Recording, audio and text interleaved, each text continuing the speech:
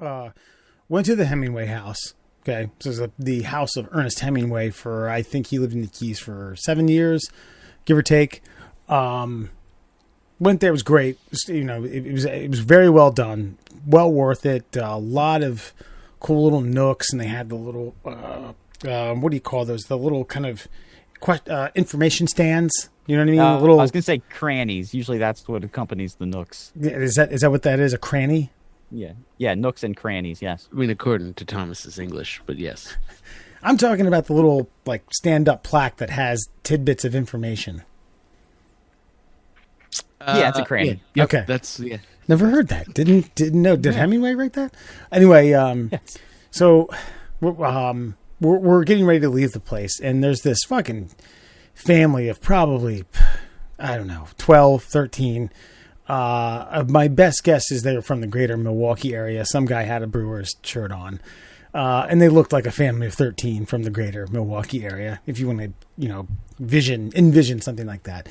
And one of the younger ones of the crowd, man, my guess is not man, comma, he was a man, 17 to 21. Okay. That's my guess on his age range. And he's looking up at the building. He looks at his family and goes, "What's a Hemingway?" What is a Hemingway? Now, here's the thing. Okay. I admittedly have not read a lot of Hemingway. I've read some short stories, okay? And that probably, in my opinion, is actually an insult to the literary world. One of the greatest modern writers of all time. And I feel bad because I haven't read a lot of his stuff, okay?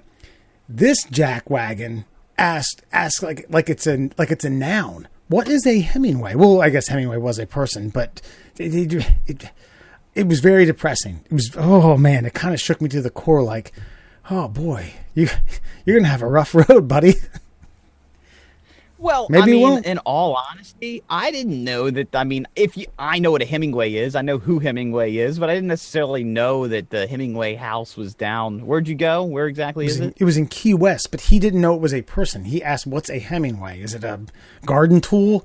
Is it a house? Some sort of siding? Some sort of Art Deco house creation in the 30s? Actually, this is in the late 1800s, but."